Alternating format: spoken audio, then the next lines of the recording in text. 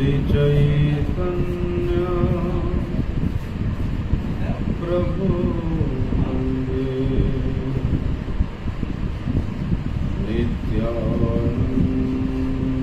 सहोदितं श्रीनन्दनन्दनं वन्दे राधिका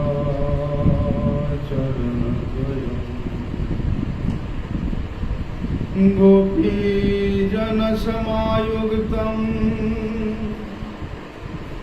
वृन्दावनमनोहरं गुरवे गौरचन्द्राय राधिकाय तदालये कृष्णाय कृष्णभक्ताय तद्भक्ताय नमो नमः। वंशाकल्पतरुर्भ्यश्च कृपा सिन्धुभ्यैव च पतितानां पावनेभ्यो वैष्णवेभ्यो नमो नमः। पतितपावन परम करुणामय परम आराध्य श्री गुरुपाद पद्म नित्यलीला प्रविष्णु विष्णुपाद परमहंस भक्ति वल्लभ तीर्थ गोस्वामी गुरु महाराज के श्री अभय चरण कमल में साष्टांग दंडवत प्रणाम करते हुए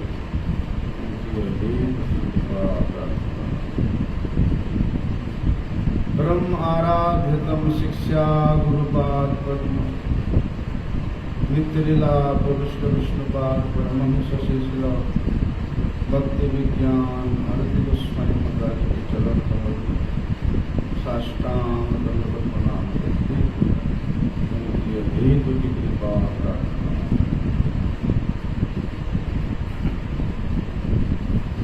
हम लोग श्री हरिनाम संकीर्तन ही सभी साधनों में श्रेष्ठ साधन है। इस विषय में जगत गुरु श्रील प्रभुपाद भक्ति सिद्धांत सरस्वती ठाकुर का क्या विचार है, उनका क्या मत है, उसी को हम लोग श्रवण कर रहे हैं।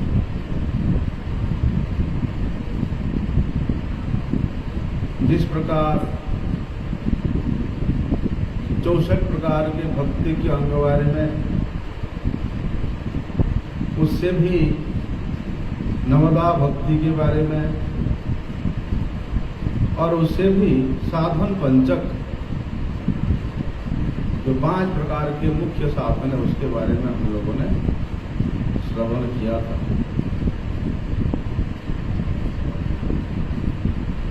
लेकिन उनमें से भी जो साधक कीर्तनाख्य भक्ति के अंग को पालन करता है, वास्तव में उसका परम मंगल साधित होता है।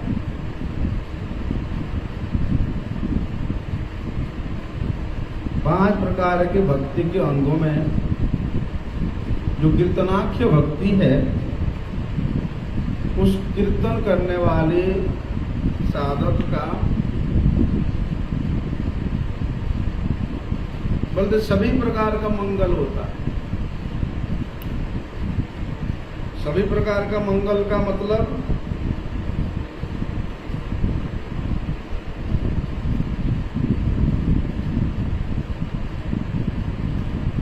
मंगलम मंगलानाम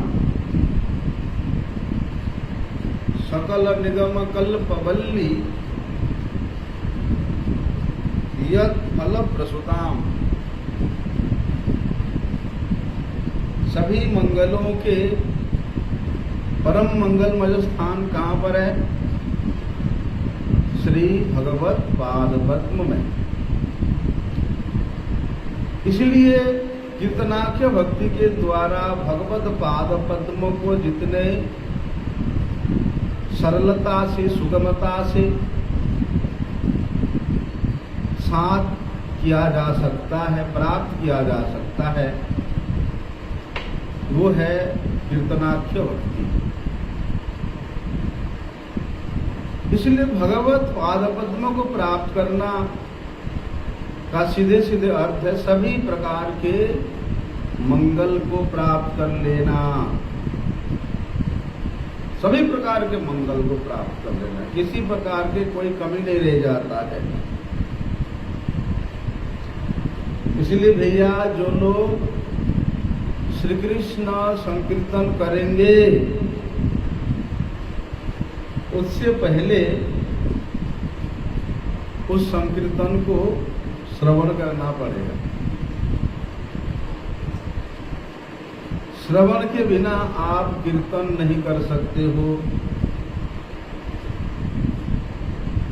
और ये श्रवण के द्वारा, कहां से श्रवण? बोलते हैं जो नामनिष्ठ वैष्णव जन है उनके मुख से श्रवण।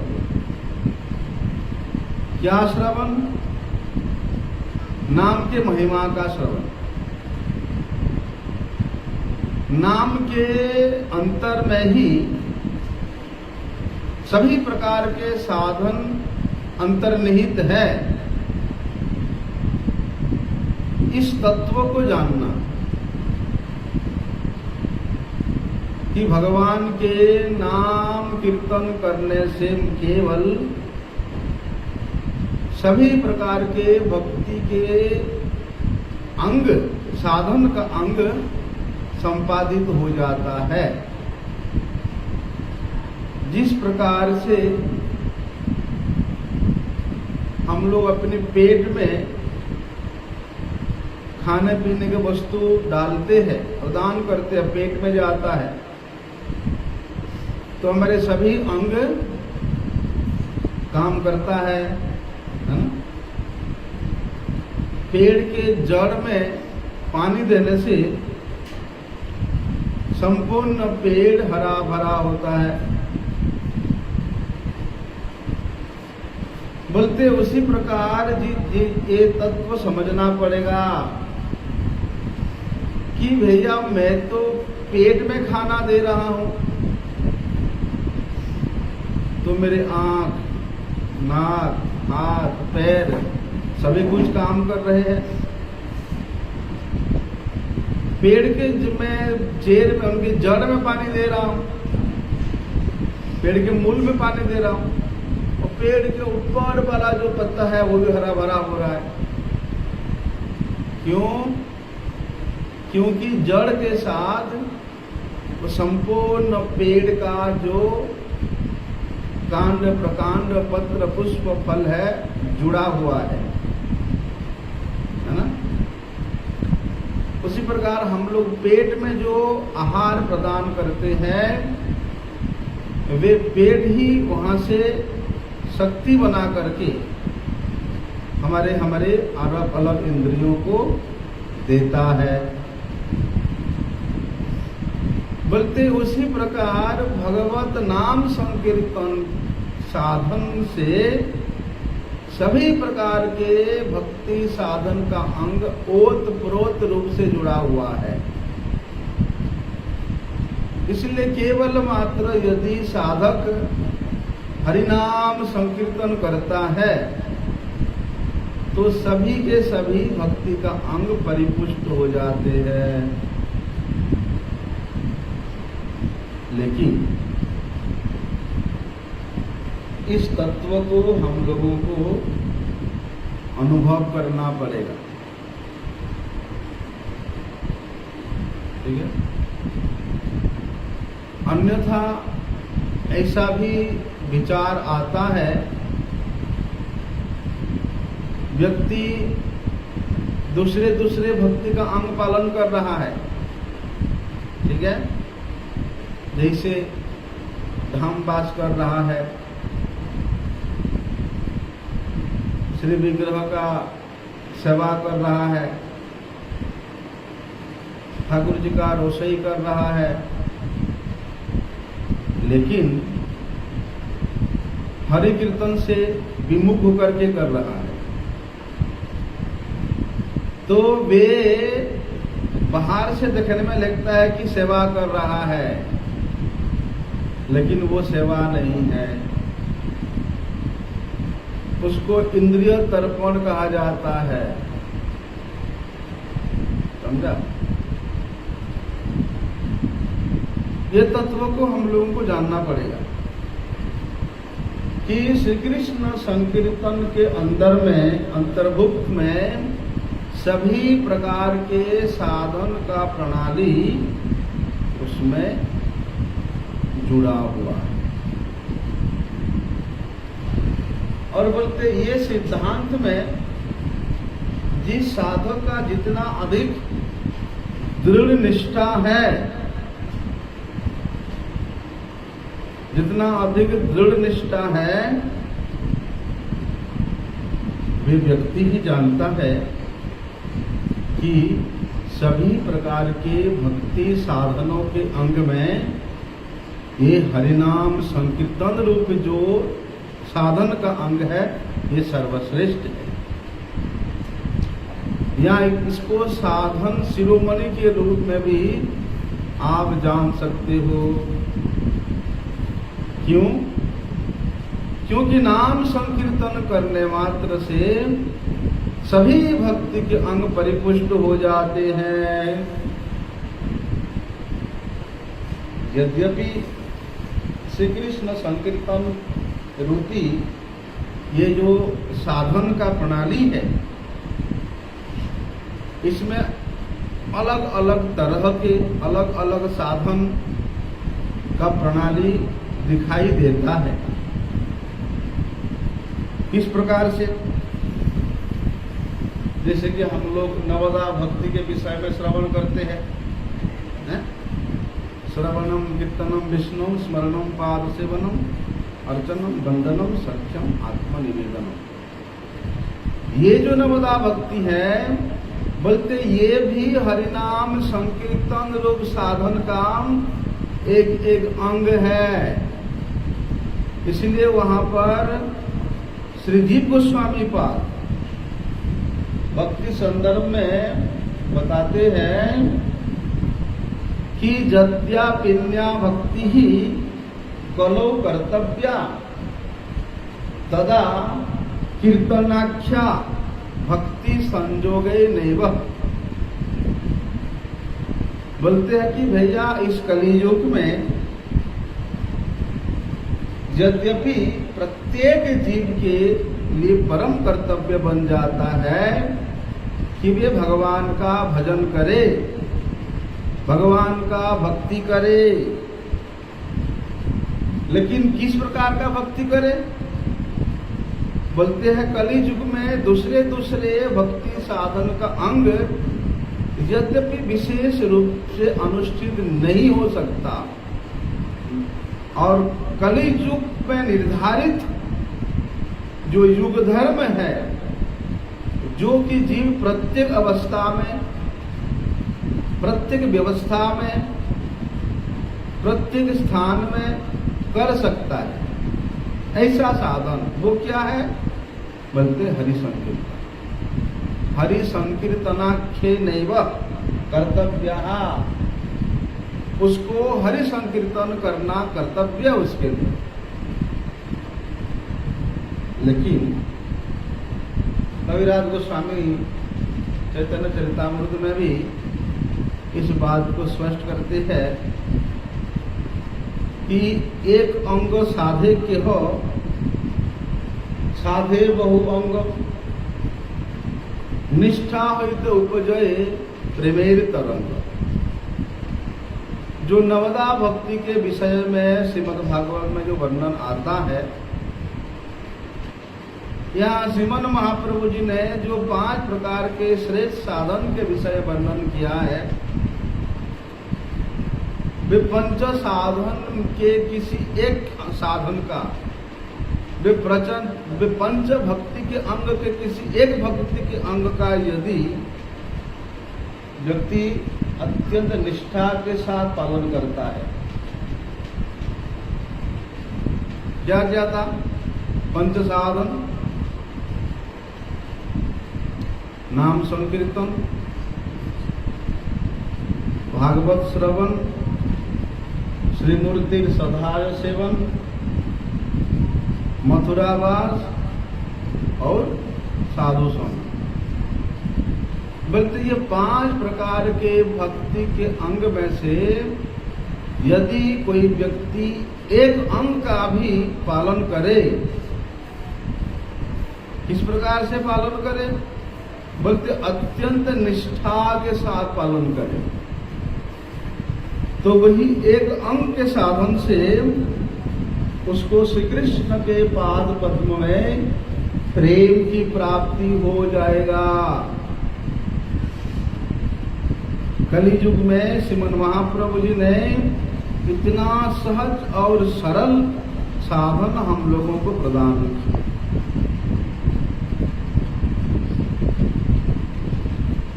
क्योंकि एक एक अंग का पालन करके ऐसे बहुत से भक्तजन हैं जिन्होंने सिद्धि को प्राप्त किया है।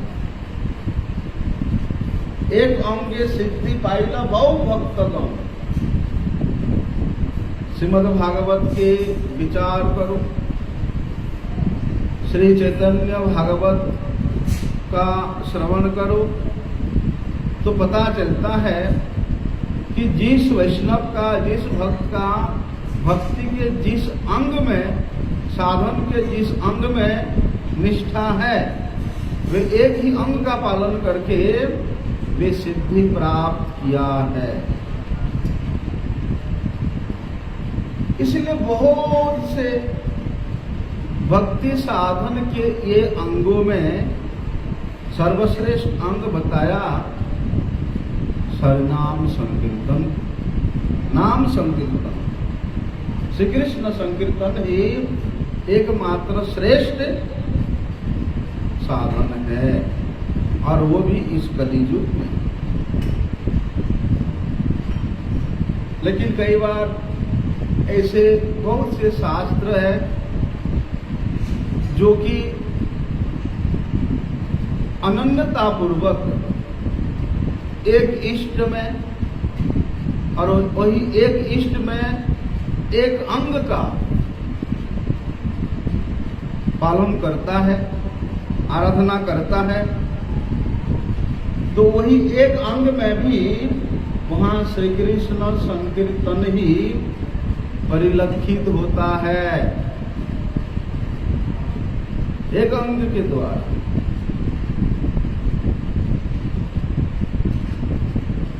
कोई भी भक्त के चरित्र को आप देख लो, एक एक अंग का पालन किया है, लेकिन वही एक अंग पालन में, जैसे सबरी,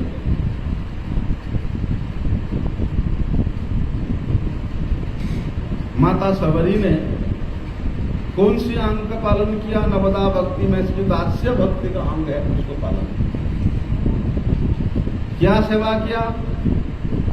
सारा जीवन अपने गुरुजी के एक ही उपदेश के विश्वास करके उसमें टिका रहा कि राम आएंगे तो अंगना सजेगा।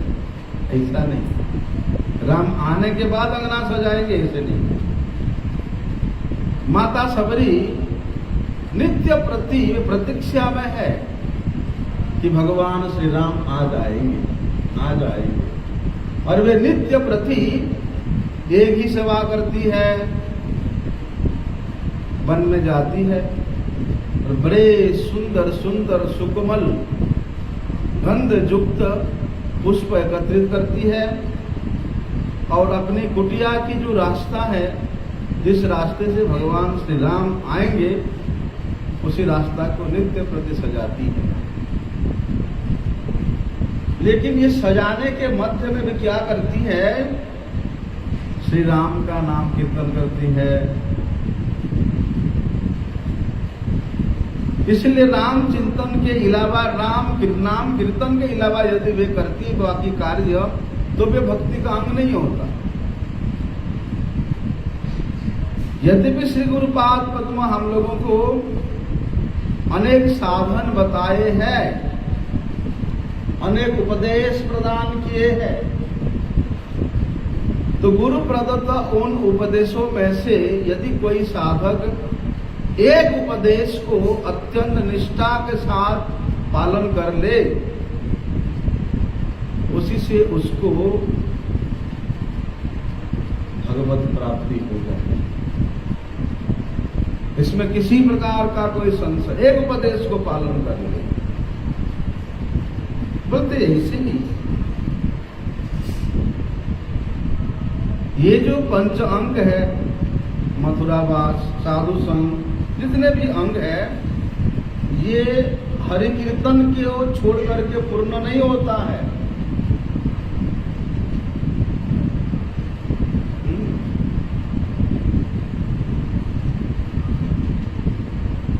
यद्यपि धाम में वास करने का बहुत से फल श्री गोस्वामी जी ने श्री भक्ति रसामृत सिंधु में वर्णन किया है कि नाट्यम गमनम अपि, कि यहाँ अगर आप कहीं गमन करते हो, चलते फिरते हो, तो आपका भगवत धाम के परिक्रमा का फल मिलेगा। यहाँ यदि आप वार्तालाप कर रहे हो तो हरि कीर्तन का फल मिलेगा।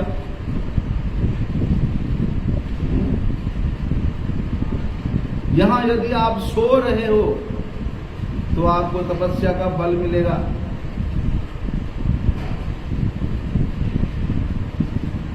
लेकिन हम लोगों को समझना चाहिए कि जिस उत्तम भक्त का चित्त वृत्ति नित्य निरंतर श्री भगवत पाद पद्म के चिंतन में ही, भगवत स्मरण में ही लगा रहता है, ऐसे जो भक्त है उनके लिए ये बात है, उनके लिए बात, क्योंकि उनका मुख से नित्य निरंतर श्री कृष्ण नाम निकलता रहता है। एक निमिष काल भी श्री कृष्ण नाम के अलावा श्री कृष्ण स्मरण कुछ में नहीं रह सकते। ऐसे जो उत्तम श्रेणी के भक्त हैं उनके लिए है ये श्लोक।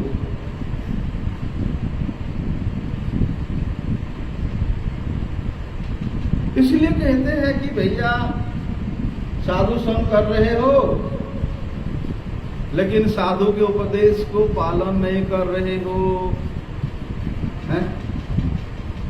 गुरु पदाश्रय कर रहे हो, गुरु के निर्देश को पालन नहीं कर रहे हो,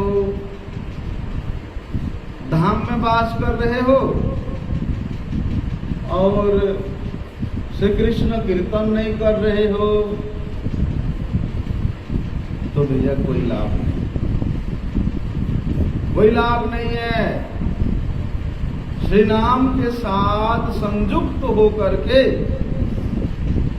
जब ये साधन के अंग, भक्ति का अंग पालन किया जाता है तो वे भी अपने वास्तविक फल प्रदान करते हैं।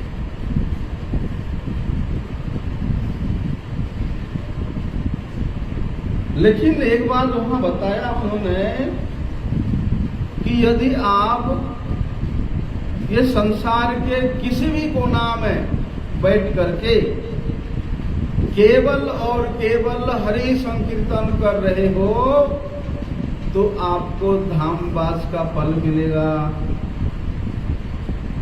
आपको साधु संग का फल मिलेगा, आपको श्री मूर्ति के श्रद्धा के साथ सेवन करने का फल मिलेगा, आपको भागवत श्रवण करने का फल मिलेगा। सभी फल प्राप्त होगा। संसार के किसी भी कोना में बैठ करके यदि आप अत्यंत निष्ठायुक्त होकर के सश्रद्ध भाव से केवल एक ही अंग का पालन कर रहे हो, और वो है हरिनाम संकीर्तन। इसलिए नाम भजन में ही साधक को सर्वसिद्धि प्राप्त होता है। एक अंग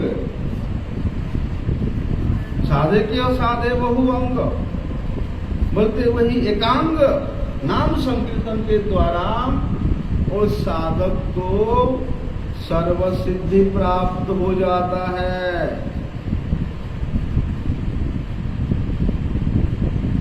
क्या बताया वहां पर? बोलते पांचेर अल्प संग। ये जो 5 प्रकार के साधन का अंग बताया है, उनमें से किसी एक का अल्प संग बताया, लेकिन बोलते अगर 5 भक्ति अंग का अल्प संग प्राप्त होता है, वे अल्प संग कैसा? हरिनाम संकीर्तन से युक्त होकर के बाकी साधनों के बाकी भक्ति के अंग के फल प्राप्त हो जाता है, जब आप हरिनाम संकीर्तन में युक्त होकर के करते हो। तो इसलिए बसती तत् लीला स्थान है कि भगवान के जो लीला स्थान है, भगवान के जो बसती स्थान है श्रीधाम, उस धाम वास में यदि साधक नाम संकीर्तन करता है क्या? करना चाहिए क्या? विशेष रूप से उसका कर्तव्य है। धाम में रहने का मतलब है कि नाम संकीर्तन करना।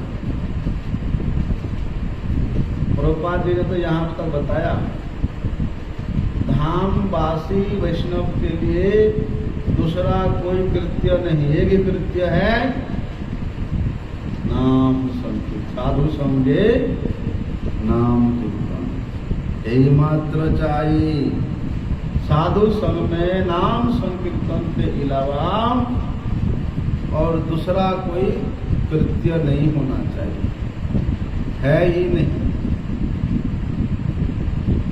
इसलिए श्रीमद् भागवत के जो निचोड़ सिद्धांत है, श्रीमद् भागवत के जो प्रतिपाद्य विषय है, वो है नाम संकीर्तन, श्री कृष्ण संकीर्तन।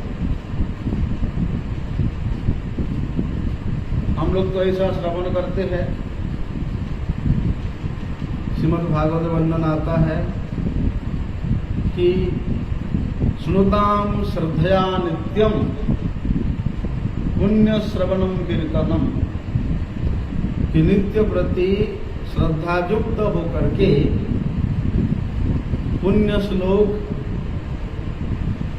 भगवान के गाथा से परिपूर्ण श्रीमद् भागवत का श्रवण करने से बोलते हैं जीव के हृदय में सभी प्रकार के अनर्थ दूरीभूत हो जाता है,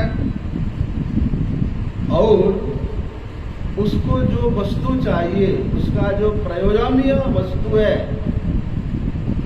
वो प्राप्त हो जाता है। उस प्रयोजन लाभ करने का वो योग्य हो जाता है, वो अधिकारी हो जाता है। क्या करने से? श्रीमद् भागवत का श्रवण करने से। क्या बताया वहां की? मुक्त कुल रूपास्यमानम, कि जो योगी गण है, जो मुक्त हो गए हैं, बोलते उन मुक्त गणों का भी यही एकमात्र कृत्य होना चाहिए। क्या? नाम संकीर्तन। क्या करते हैं मुक्तगण? उस ब्रह्मानंद में निमग्न होकर के वे नित्य ब्रह्मानंद में विभोर रहते हैं। लेकिन उनको भी यदि उस ब्रह्म के वास्तविक स्वरूप का साक्षात्कार करना है तो उनका भी यही कृत्य बन जाता है कि वे भी साधु संग में नाम संकीर्तन करें। मुक्त कुल रूपास्यमानम, श्रीमद् भागवत का श्रवण करने मात्र से जीव, चिंतन करने मात्र से जीव मुक्त हो जाता है।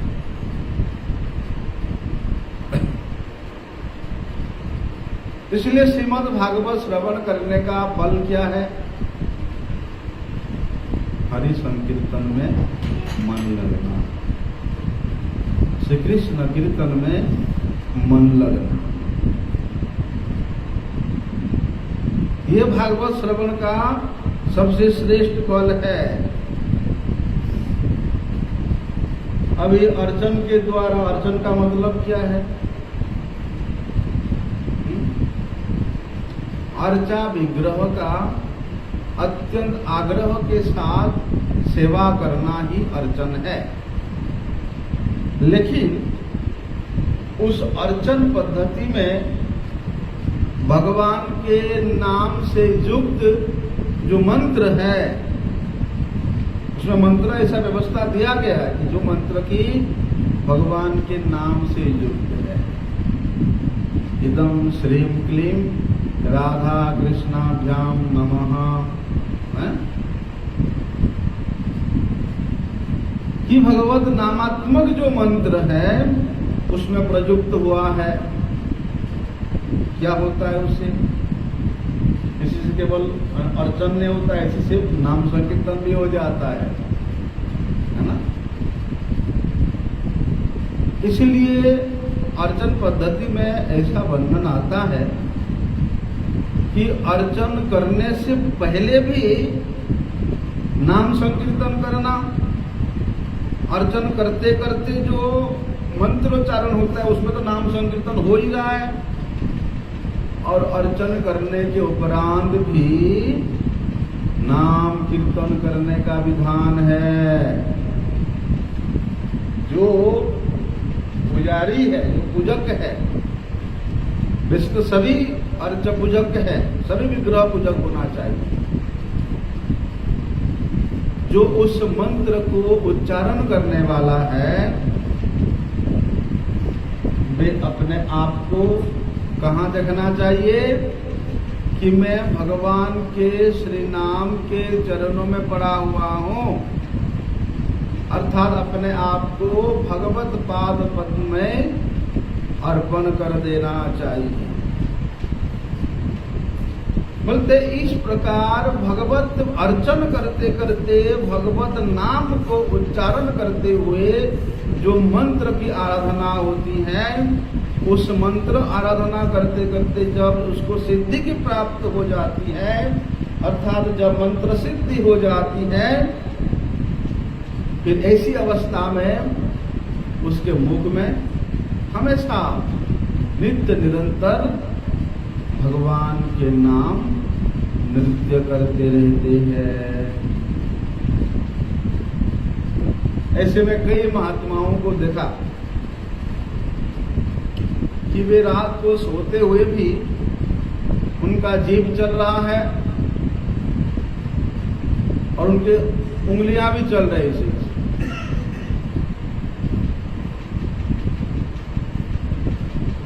क्योंकि जब मंत्र सिद्धि हो जाता है उस समय मंत्र की इतना कृपा होता है कि उस साधक के रोम रोम से, सांस सांस में नाम उच्चारण होता रहता है।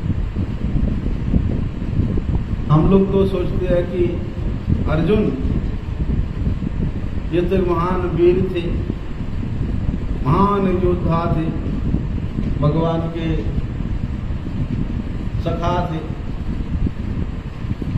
लेकिन अर्जुन के अंदर में नाम के प्रति इतना गंभीर श्रद्धा था।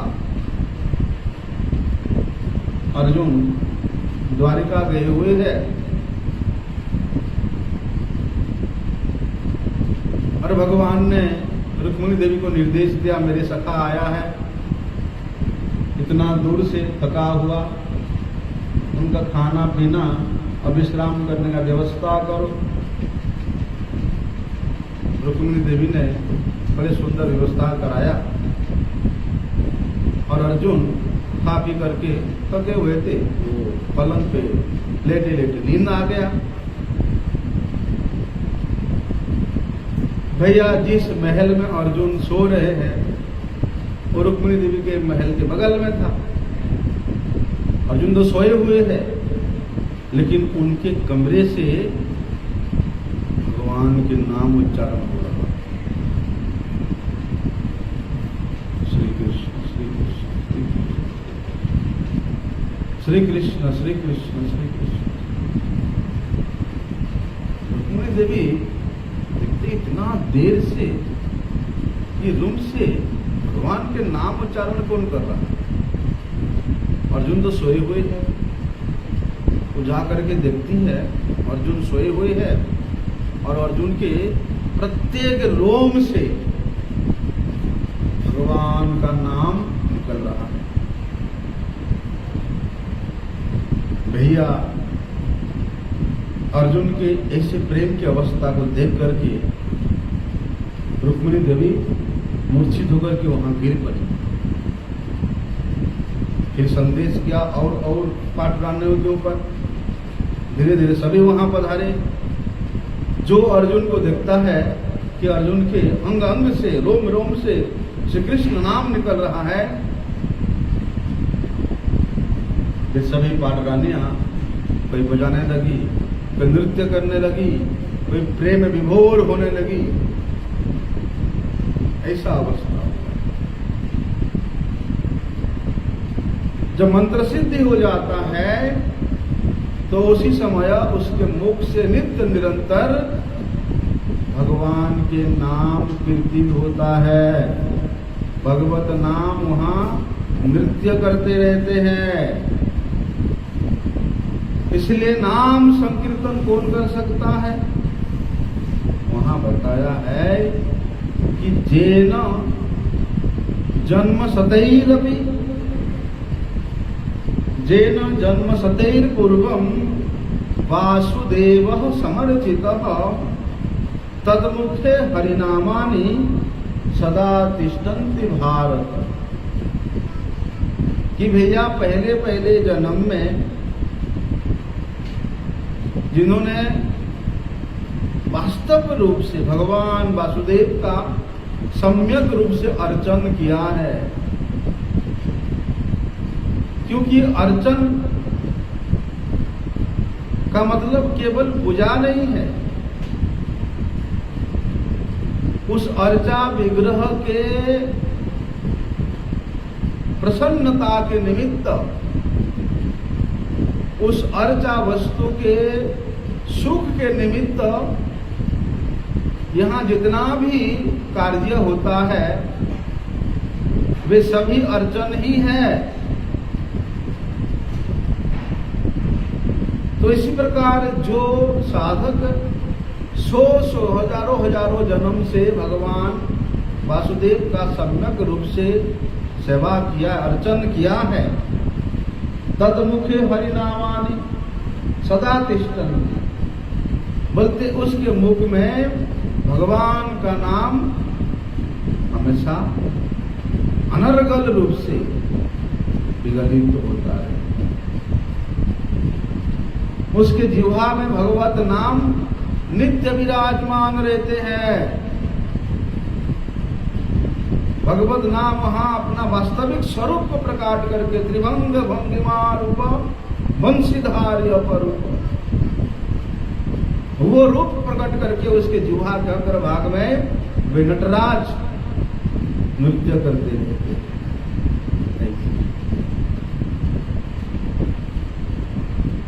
कब आएगा ऐसा स्थिति? जब हम लोग गुरु वैष्णव के अनुगत्य में रह करके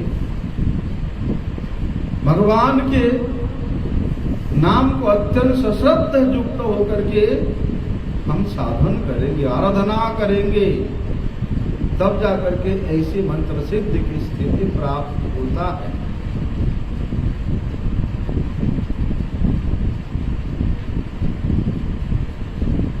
कल सुनेंगे, क्योंकि आज मेरे गला सूखे जा रहे हैं, नहीं बोल पाते। ठीक, पास कविता हम